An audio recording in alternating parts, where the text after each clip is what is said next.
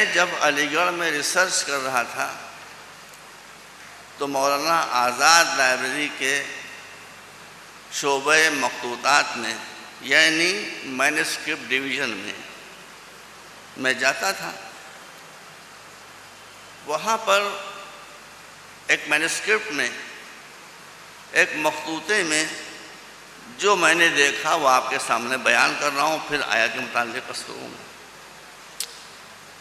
غالب اردو کے بہت بڑے شاعر تھے اور بہت ذہین انسان تھے. ولائے اہل بیت غزل میں بھی چھلک آتی تھی.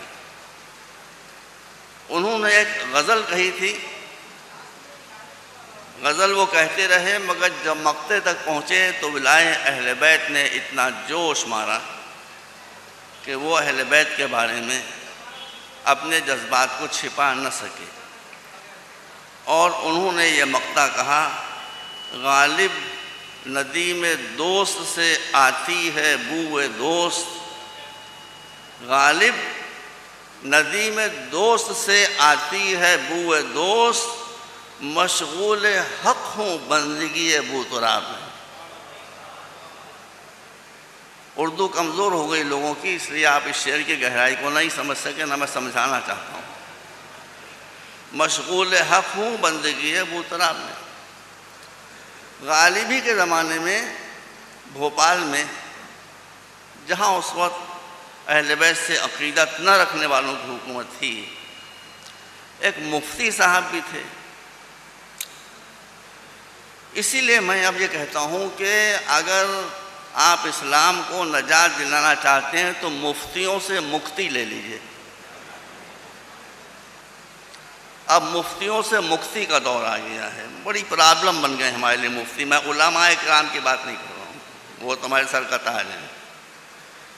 یہ مفتی بھوپال کے سب سے بڑے مفتی تھے. جب انہی نے یہ شعر پڑھا تو شامت آئی. غالب کو خط لکھا.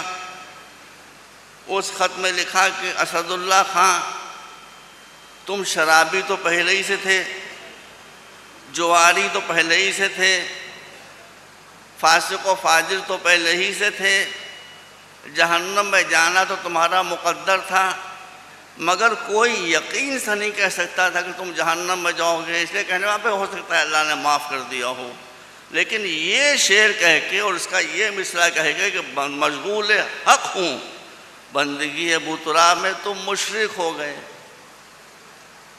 اور مشرک کے لیے نص قرآن ہے کہ مشرک کو نجات ملے گی نہیں، اس لیے اب تمہاری نجات کا کوئی سوال پیدا نہیں ہوتا. دیکھیے، میں نے جو دیکھا ہے اس کو میں دبا کے پڑھ رہا ہوں، کچھ بڑھا کے نہیں پڑھ رہا ہوں، کچھ کم کر کے پڑھوں گا. کسی کی دل آزاری میں نہیں چاہتا، مگر اب میں کیا کروں، میں تو کہہ نہیں رہا ہوں، لکھا موجود ہے. اور پھر بعد میں لاہور سے ایک میگزین نکلتا تھا پہلے، نقوش، اس میں جو غالب نمبر ہے اس میں بھی یہ خط موجود ہے، مجھ سے لوگوں نے بتایا. جب غالب کو یہ خط ملا تو انہوں نے جواب لکھا. اب مفتی صاحب یہ امید لگا رہے ہوں گے کہ غالب کا خط آئے گا تو اس میں یہ ہوگا حضرت قبلہ و کعبہ مفتی دین متین ہو، یہ ہو، وہ سب لکھا ہوگا. وہاں سے غالب کا خط شروع ہوگا. بھئی یہ میں نے خط اپنی آنکھ سے پڑھا ہے. غالب نے اس کا جواب یہاں سے دینا شروع کیا کہ ابے مفتی سن. یہ بھوپال کے مفتی اعظم کو لکھ رہے ہیں غالب، ابے مفتی سن. ابے مفتی سن پڑھتے ہی وہ تو سن ہو گئے ہوں گے، قصہ ختم ہو گیا. دیکھیے، میں بہت کاٹ کے تہذیب ایک جلسے کی ہوتی ہے اس کے لحاظ سے میں قطر بیان کر رہا ہوں، ساری باتیں نہیں کر رہا ہوں. کہا کہ ابے مفتی سن. قبلہ و کعبہ کیا کہوں بتائیے.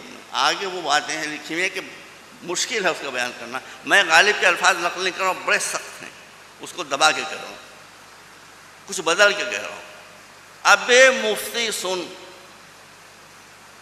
ایک بہت مشہور امام ہیں، ہم بھی ان کی عزت کرتے ہیں اہل سنت کے. ان کا نام لے کر کہا کہ تو فلاں امام کے مسائل کے، عورتوں کے، گندے خونوں کے حوض میں غوطے کھانے والا. سب الفاظ میں نے بدل دیے, سب الفاظ میں نے بدل دیے, ورنہ وہ نام تھے یہاں پر سب. عورتوں کے نجس خون کے حوضوں میں, دیکھیے ادبیت دیکھیے, عورتوں کے نجس خونوں کے حوضوں میں غوطے لگانے والا, تجھے ساقی کوثر کا مرتبہ کیا معلوم؟ نایاب صاحب آپ ہی کی برادری کا ذکر ہے, غالب آپ کی برادری کا تھا. تو ساقی کوثر کے مرتبے کو کیا جانے؟ مفتی تجھے شرک کی تعریف نہیں معلوم اور مجھے مشرک قرار دے رہا ہے. ابے سن, ابے سن, جو کہا ہے مولانا عابدین صاحب, میں نے کسی عالم کی زبان سے نہیں سنا, مگر شاعر جو کہا صحیح کہا ہے, بالکل صحیح کہا کہ سن, مشرک وہ ہے جو اللہ کے ذات و صفات و عبادت و احکام میں کسی کو شریک قرار دے, وہ مشرک. جو خاتمیت محمد مصطفیٰ میں کسی کو شریک قرار دے, وہ مشرک. اور جو ولایت و امامت مرتضوی میں کسی کو شریک قرار دے, وہ مشرک. صحیح ہے بالکل. اب میں اس کی تفصیل جاننا چاہتا ہوں, بالکل صحیح بات کی اس نے. اس کے بعد لکھا ہے کہ تو نے مجھے لکھا ہے کہ میں جہنم میں جلوں گا, تو یہ تو مجھے بھی معلوم ہے کہ جہنم میں جلوں گا, یہ تو مجھے ہی معلوم ہے کہ جہنم میں جلوں گا, لیکن تجھے یہ نہیں معلوم ہے کہ میں جہنم میں کیوں جلوں گا. تو سن, تو سن, میں جہنم میں اس لیے جلوں گا کہ جہنم, یہ غالب کے علاوہ کوئی لکھ نہیں سکتا. میں جہنم میں اس لیے جلوں گا کہ میں جہنم کی آگ کا ایندھن بن کر تیرے ایسے دشمنان علی کے لیے آتش جہنم کو کچھ اور تیز کروں.